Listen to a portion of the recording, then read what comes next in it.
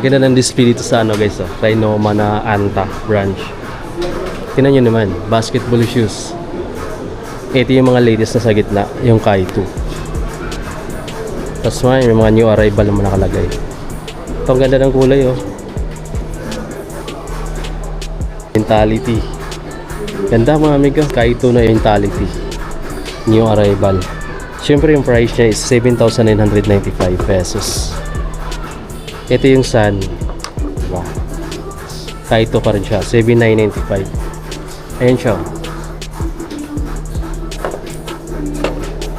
Tapos yung ibang kulay nasa baba lang.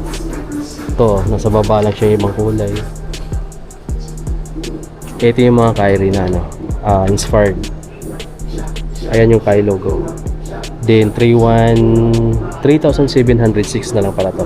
So actually may mga markdown sila dito. 5,000 plus dati to eh.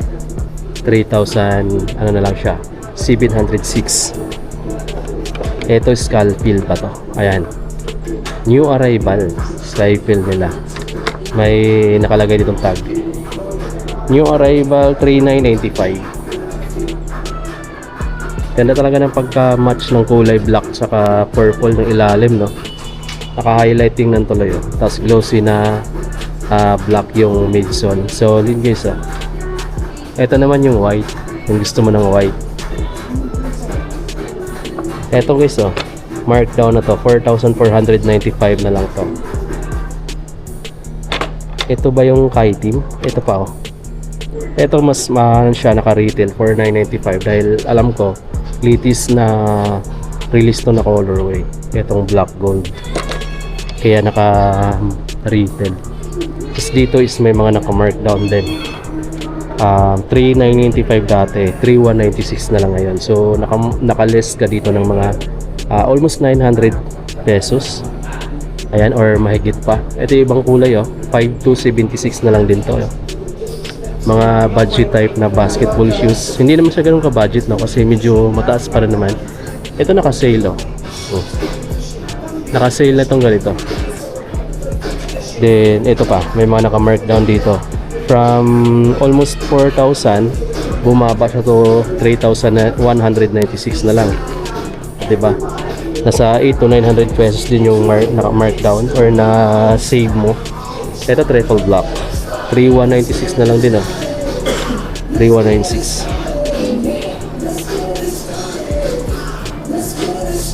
Meron pa dito guys, oh. Ito naman yung nandito, naka-sale na rin, oh. Markdown na rin guys, no? 6,830, naka 6,835. Kyrie logo.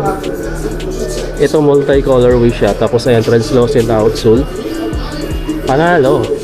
Ito yung isang kulay. Same price lang din naman. Lightweight lang din pala pag walang show tray. Ayan, oh. Sakto lang yung bigat niya pang pack, pang laro. Tapos may mga clay dito. Clay. Ito, letter K. Clay Thompson guys. Tapos dito naman mga new arrival yung nakalagay. 3,995. Harness. Ayan, nakalagay. Tapos ayan yung ilalim. Hard plastic. Support yung midsole sa pinaka-outsole, no? Ayan, hard plastic glossy type. Yung iba naka carbon fiber plate na kasi. Ito pa, naka markdown na rin to. Ito yung pinakamurang nakita ko, 2,876. Ito yung pinaka-budget type na basketball shoes na meron dito sa Anta. Ayan, Anta Trinoma guys, nandito tayo ngayon. Tapos ito yung mga latest naman na Kyrie na ang tawag doon, lifestyle, 4,595. Light purple and brown. Lightweight lang din tong ano na to, lifestyle shoes na to. Tapos may ibang kulay pa naman siyang option. Kung ayaw mo ng light purple, mayroon siyang ganito. Kung ayaw mo naman ito, mayroon siyang light purple.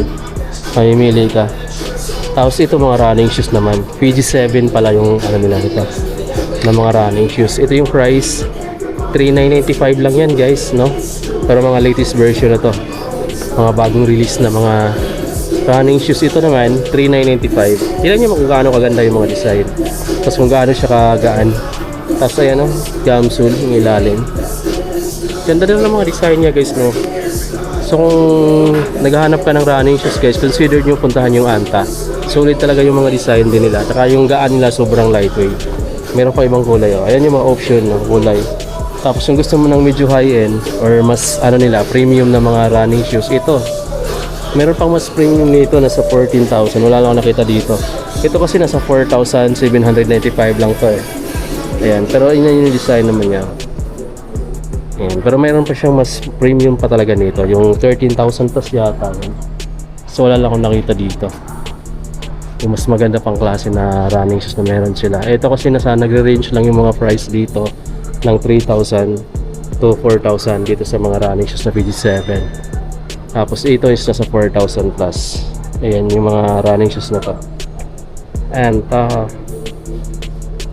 Ganda, mga magandang Anta. Tapos may mga women's size din dito.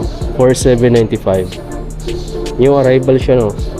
Ayan, 4,795 pesos. May PG7 na pang women's din pala ha. 3,995 lang. Oh, medyo mura lang yung mga ano nila.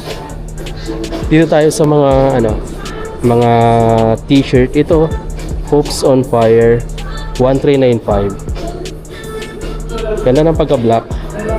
Minimalist lang yun niya, yung logo. Solid. Tapos dito naman 1995. Play lang na ano, signature yung naka-print. Dito naman ang ganda ng shock na to. Court Ablish. Ayan yung harap. Tapos yung price niya, check natin. Dito yung price niya eh. Nasa mga 1,000 plus din yata to. Wala siya nakalagay na price. Tapos dito yung iba 1995 pala.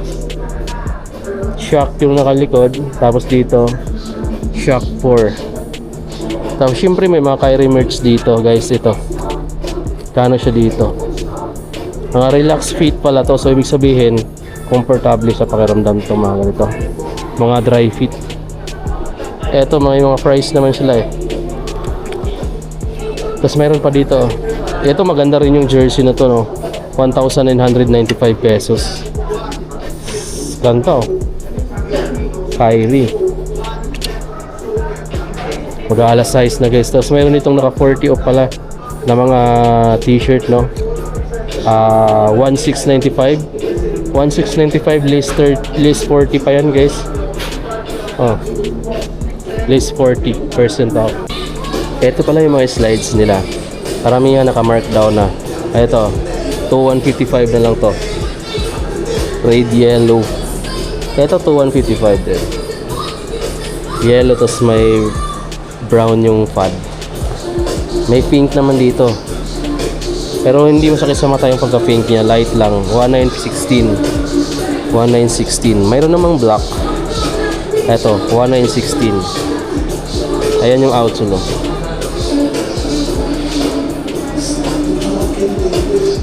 Meron namang ganito. Ayan yung ano, design niya. May white. Ito yung black. So ito yung mga ano, mga easy dry na mga t-shirts. 1,195 ano to? 1,195 pesos. Ganda ng pagka-white. Sobrang ano, linis tingnan. Tapos mayroon ditong 995 na lang to guys. Naka-retail pa yan. How if mag-sale na siya. Ayan yung sa Anta. So ito yung store nila oh. Anta Trinoma na branch. Apparel. Andun yung mga sapatos nila oh. Ang ganda na pagka-display.